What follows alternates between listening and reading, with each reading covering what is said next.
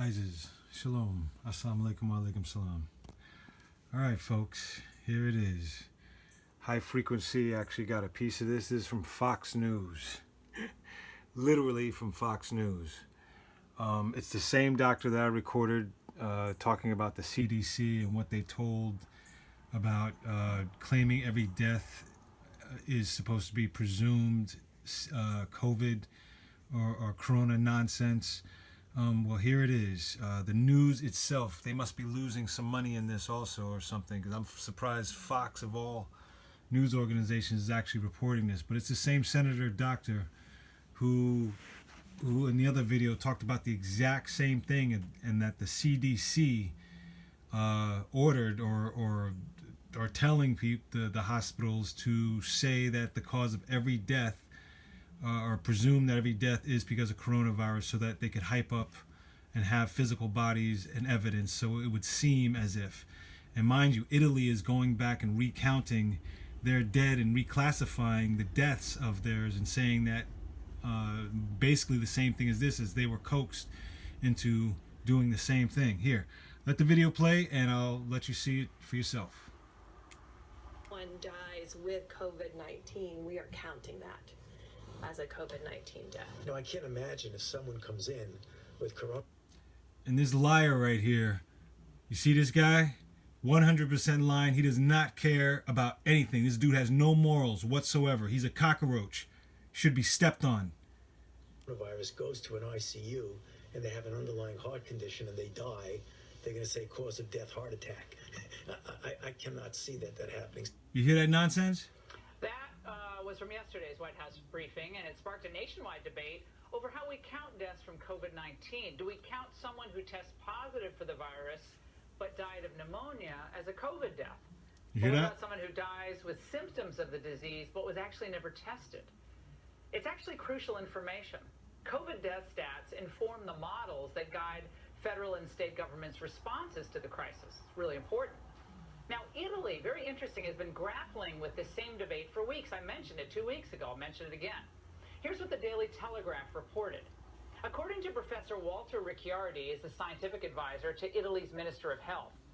This is what he said. He said, the way in which we code deaths in our country is very generous in the sense that all people who die in hospitals with the coronavirus are deemed to be dying of the coronavirus. Deemed. On reevaluation by the National Institute of Health, only 12% of death certificates have shown a direct causality from coronavirus, 12%. while 88% of patients who have died have at least one premorbidity. Many had 2 or 3. Premorbidity. My next guest is a doctor and state senator in Minnesota who is deeply troubled by the CDC's latest guidance. Hear that, CDC? For COVID deaths. Dr. Scott Jensen joins me now. Doctor, I want to read for our viewers what the CDC says in part about how to count COVID deaths. Check this out. Relating to that last issue we just raised.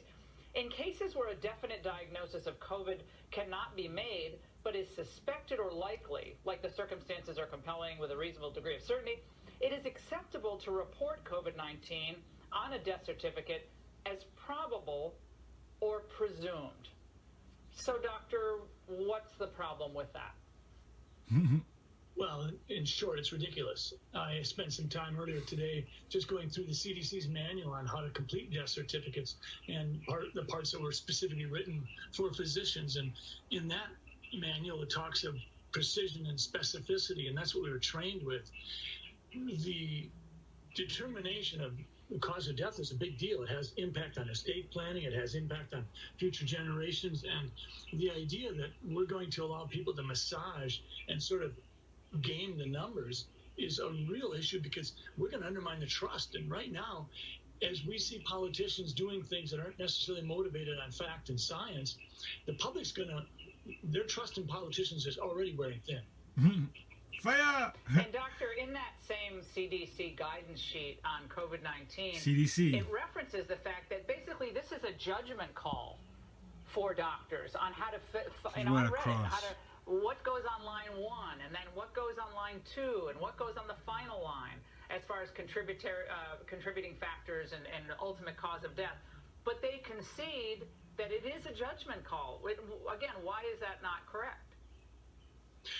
Well, let's just take influenza. If I have a patient died a month ago, had fever, cough, and died after 3 days, and maybe had been an elderly, fragile individual, and there happened to be an influenza epidemic around our community, I wouldn't put influenza on the death certificate. I've never been encouraged to do so.